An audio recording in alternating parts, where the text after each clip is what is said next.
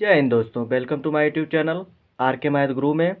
आज हम इस वीडियो में क्लास 10th मैथ का प्रश्नावली 1.1 के प्रश्न नंबर 5, 6 और 7 को देखेंगे। पिछली वीडियो में हमने प्रश्न नंबर 3 और 4 को बताए थे। इस वीडियो में प्रश्न नंबर 5, 6 और 7 को सॉल्व करेंगे और इन तीनों को सॉल्व करेंगे तो ये हमारा चैप्टर जो हो जाएगा समाप्त। फिर अगली वीडियो अगले चैप्टर पर हम स्टार्ट करेंगे।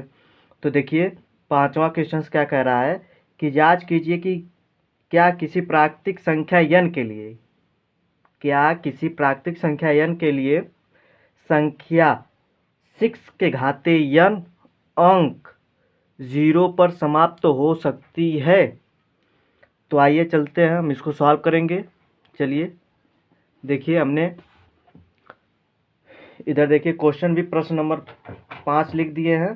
कह रहा है कि जांच कीजिए क्या प्राकृतिक संख्या n के लिए संख्या n के घाते n संख्या 6 के घाते n अंक 0 पर समाप्त हो सकती है। तो आप लोग जानते होंगे या नहीं भी जानते होंगे तो आप लोग जान जाएंगे कि कोई भी संख्या कोई भी संख्या जो है 0 कब समाप्त होगी, जब उसके गुणनखंड में 2 गुणे 5 हो। जब उसके अभाज्य गुणनखंड में 2 गुणे 5 हो। 2 गुणे 5 होगा तो क्या हो जाएगा, ये देखिए 0 पर समाप्त होगा। 2 पच्चे 10।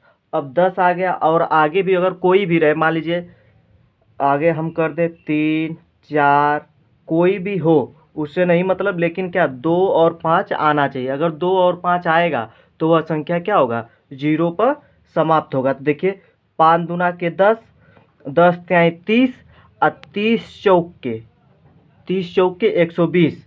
तो 120 भी देखिए 0 पर समाप्त हो रहा है।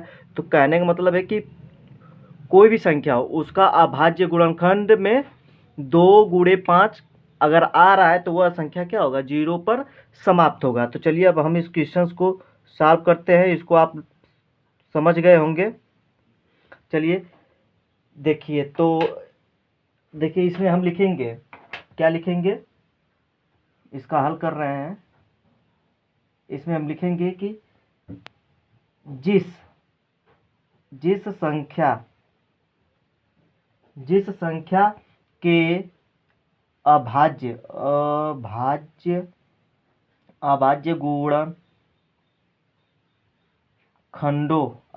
गुणनखंडों में अंक 2 व 5 अनिवार्य रूप से उपस्थित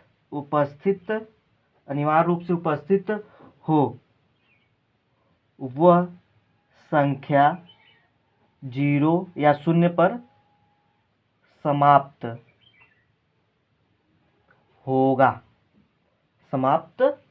होगा। तो देखिए क्या है, संख्या क्या दिया है, 6 के घाते n। तो हम इसका गुणनखंड कर रहे हैं तो इसका गुणनखंड क्या होगा, 2 गुणे 3, 2 टाइम 6, 2 गुणे 3 के घाते n। इसको हम ऐसे भी लिख सकते हैं, 2 के घाते n गुणे 3 के घाते n। तो बताइए क्या यह 0 पर समाप्त होगा। अगर 0 कब समाप्त होता है, जब 2 और 5 अनिवार्य रूप से आता है। जब इसमें 3 है, अगर गुणे 5 भी आता तो शायद वह क्या नाम है, 0 पर समाप्त होगा। लेकिन जब इसमें क्या है, 2 और गुणे 5 नहीं है यह, तो क्या यह 0 पर समाप्त नहीं होगा। तो हम लिखेंगे कि 6 के घाते n के अभाज्य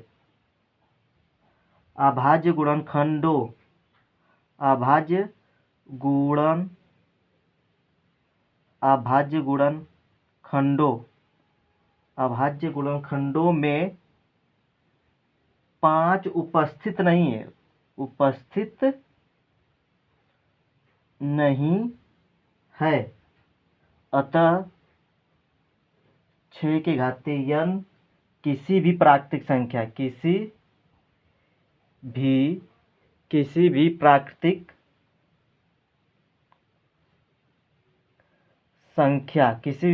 संख्या n के लिए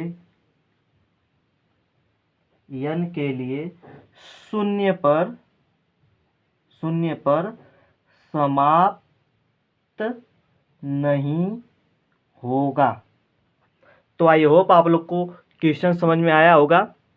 यदि किसी भी संख्या का अभाज्य गुणनखंड में 2 और 5 उपस्थित है तो वह संख्या क्या है, 0 पर समाप्त होगा, अन्यथा वह 0 पर कभी भी नहीं समाप्त होगा।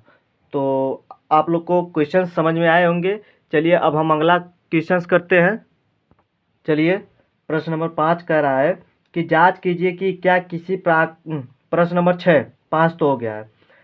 प्रश्न नंबर 6 कह रहा है कि व्याख्या कीजिए कि 7 गुणे 11 गुणे 13 प्लस 13 और 7 गुणे 6 गुणे 5 गुणे 4 गुणे 3 गुणे 2 गुणे 1 प्लस 5 भाज्य संख्याएं क्यों हैं। भाज्य संख्याएं क्यों हैं, इसको क्या करना है, सिद्ध करना है। तो चलिए हम इसको सॉल्व करते हैं।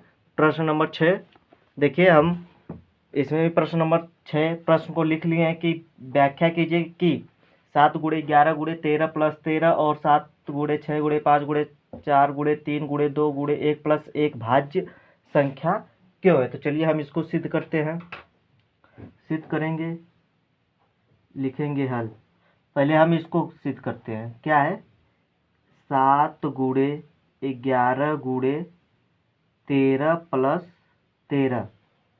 तो इसमें देखिए, इसमें ए गुणा ए प्लस है, तो इसमें आप यहाँ से और यहाँ से के इसको 13 को कॉमन ले सकते हैं। तो 13 को हमने कॉमन ले लिया तो बचा क्या, 7 गुणे 11 गुणे 1 अब प्लस में 13। तो बताइए 13 11 सते 11 सते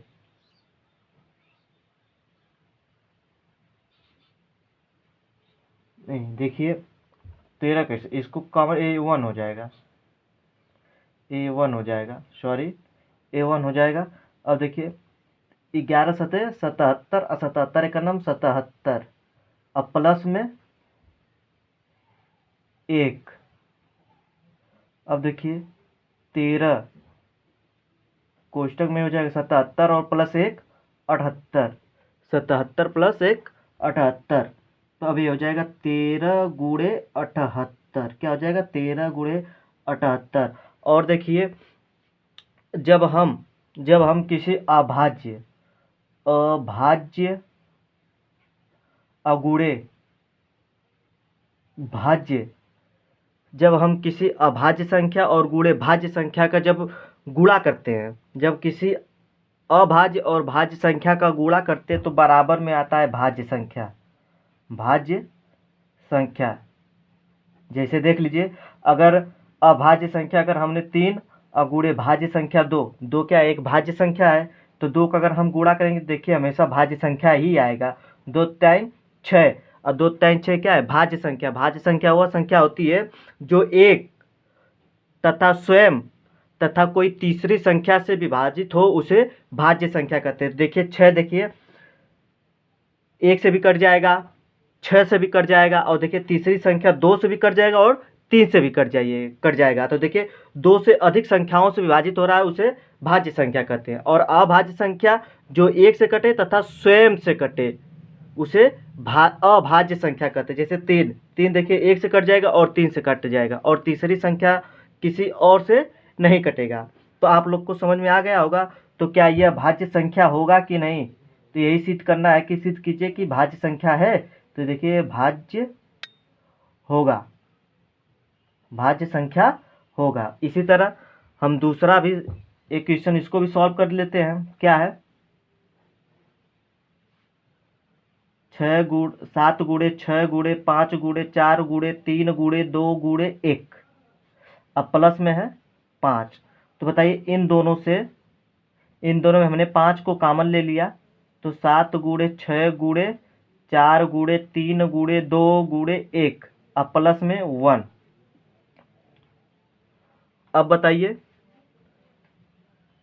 इसका जब मल्टीप्लाई करेंगे तो हो जाएगा 1008 अब प्लस में 1। तो 5 गुणे क्या हो जाएगा, 8 1 9, 1009। देखिए ये भी क्या है, भाज्य संख्या है और ये अभाज्य संख्या। जब इन दोनों का गुणा करेंगे तो हमेशा क्या आएगा, भाज्य संख्या आएगा। क्या आएगा? भाज्य संख्या होगा। तो आई होप आप लोग को क्वेश्चन समझ में आया होगा और अच्छे से समझ में आया होगा। चलिए अगला क्वेश्चन देखते हैं क्या कह रहा है। चलिए प्रश्न नंबर 7 को देखते हैं। प्रश्न नंबर 7 देखिए, कह रहा है कि किसी खेल के मैदान के चारों ओर एक वृत्ताकार पथ है। इस मैदान का एक चक्कर लगाने में सोनिया को 18 मिनट लगते हैं, जबकि इसी मैदान का एक चक्कर लगाने में रवि को 12 मिनट लगते हैं। मान लीजिए कि वे दोनों एक ही स्थान और एक ही समय पर चलना प्रारंभ करें, एक ही दिशा में चलते हैं, तो कितने समय बाद वे पुनः प्रारंभिक स्थान पर मिलेंगे। तो चलिए हम प्रश्न नंबर 7 को हल करते हैं। चलिए क्वेश्चंस, ये देखिए क्वेश्चंस, चलिए हम प्रश्न नंबर 7 को इधर हल करते हैं। मान लीजिए ये कोई वृत्ताकार क्या है, वृत्ताकार पथ है। इस पर सोनिया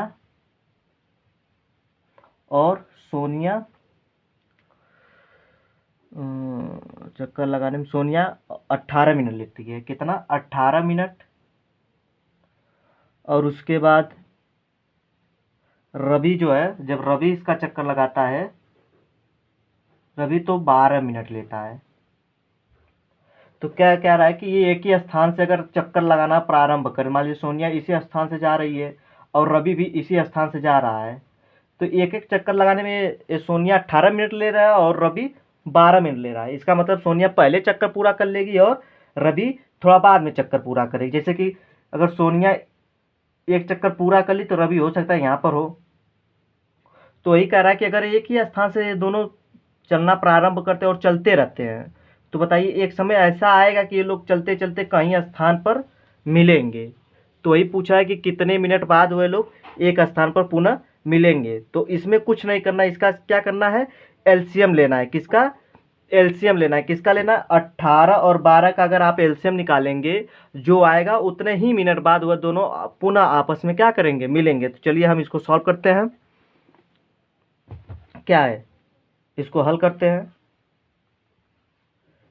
18 अकामा में 12, हम इसको करेंगे एलसीएम। 2 से काटिए, 2 9 18, 2 छक्का 12, 2 से कटेगा 9 नहीं होगा, 3 2 3 6, 3 से कटेगा, 3 त्रिक 9, 3 एक 3, फिर 3 से कटेगा, 3 एक 3।